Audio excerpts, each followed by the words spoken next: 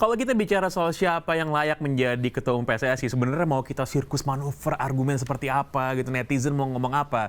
Yang berkuasa untuk memilih kan nanti pada saat kongres adalah voters PSSI, terdiri dari klub dan juga dari Asprof. Nah, sekarang pertanyaan saya nih sebenarnya kepada tamu-tamu kita di studio dan juga Mas Joy lewat online. Apa yang harus dilakukan nih untuk bisa berkomunikasi dengan voters-voters yang totalnya 87 ya. Jadi bagaimana orang-orang yang akan bertanggung jawab kepada kebahagiaan 270 juta rakyat Indonesia untuk nonton bola, itu 87 orang yang nentuin siapa aja yang akan tanggung jawab. Mas Akmal, apa nih yang harus dilakukan biar bisa ngomong kepada para pemilih ini? Ya, saya cuma berharap ihdinas siratal mustaqim lah. Tunjukkan sepak bola kita ke jalan yang lurus. Karena sudah berapa kali pergantian pengurus PSSI, ya problemnya itu-itu aja gitu kan. Jadi kalau sekali lagi saya katakan ya harus potong satu generasi.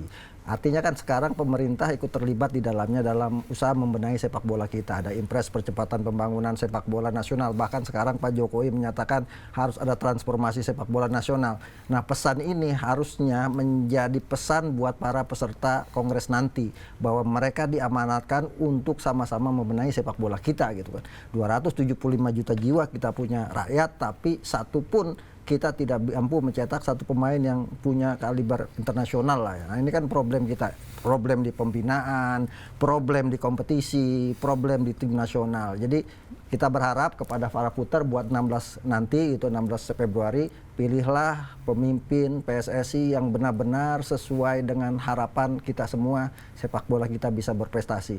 Dan pengurus PSSI ke depan, siapapun yang terpilih, Pak Erik, Pak Lanyala dengan segala kabinetnya, yang paling penting adalah harus membangun satu hal.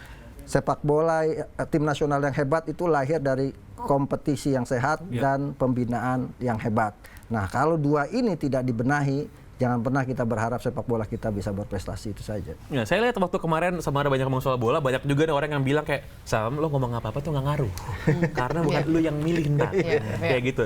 Tapi kan lo sebagai politisi pasti gemes juga dong, lihat dong, ya kan. Apa sih yang lo sebagai orang di luar nih, apa sih yang harus lo bikin sebenarnya? Sebenarnya kita sebagai publik punya hak untuk mempressure. Karena gini, benar bahwa kita itu tidak memilih siapa yang menjadi ketua umum PSSI. Yang milih memang voters gitu. Tapi bohong kalau misalnya kita sebagai publik nggak bisa memberikan pressure. Sekarang gini, misalnya contohnya gini, kita coba lihat dari contoh yang lain ya. Emang kalau misalnya perumusan undang-undang, kita ikut merumusin undang-undang? Enggak kan? Kita nggak ikut merumuskan undang-undang.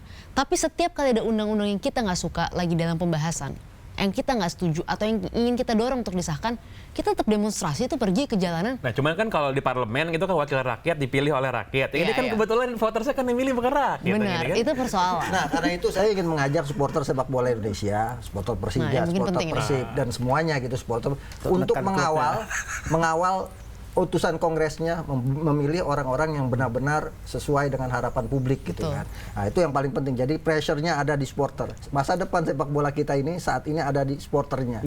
Dan ini berarti juga supporter Karo United harus mengawal Bang Effendi ini. Jangan sampai masuk angin. Jangan sampai masuk angin. Saya kasih contoh aja ya. Ketika menyeruak soal tanda tangan palsu itu ratusan supporter Karo itu DM saya.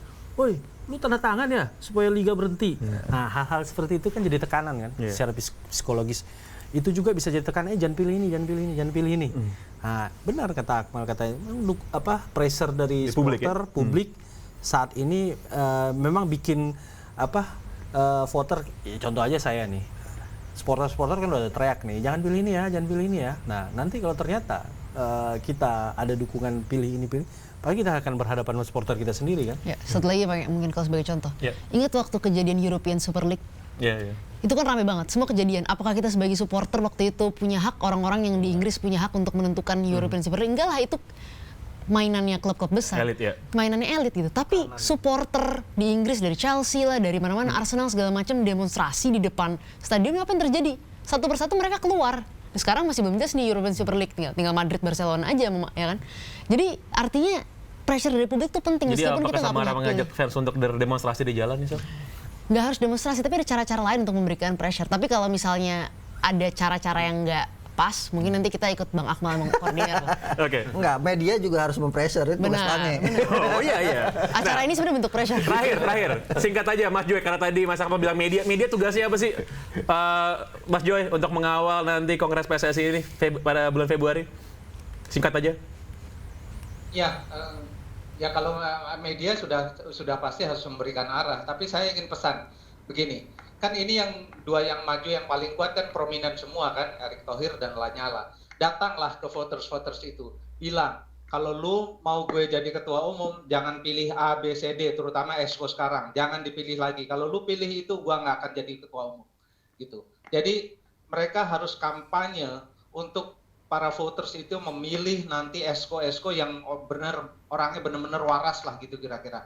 Waras dalam arti fisik, waras dalam arti juga psikis untuk membuat sepak bola ini menjadi lebih baik. Jangan seperti sekarang. Tapi ya dua orang yang prominent ini harus turun. Jangan hanya mengandalkan campaign di media. Datangi mereka satu-satu voters. Kan ada 87, ya kan?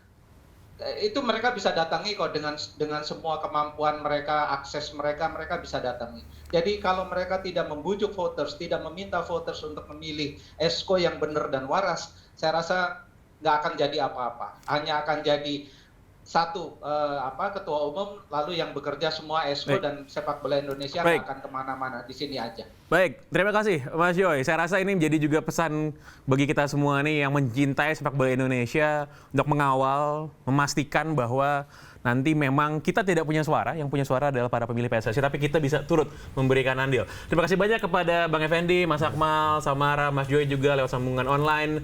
Demikian kasih paham untuk episode kali ini. Jangan pernah lelah untuk mencintai sepak bola Indonesia meskipun memang banyak benang kusutnya, tapi kita tetap nonton kok. Kita tetap support, kita tetap datang ke stadion, kita tetap nyalain TV.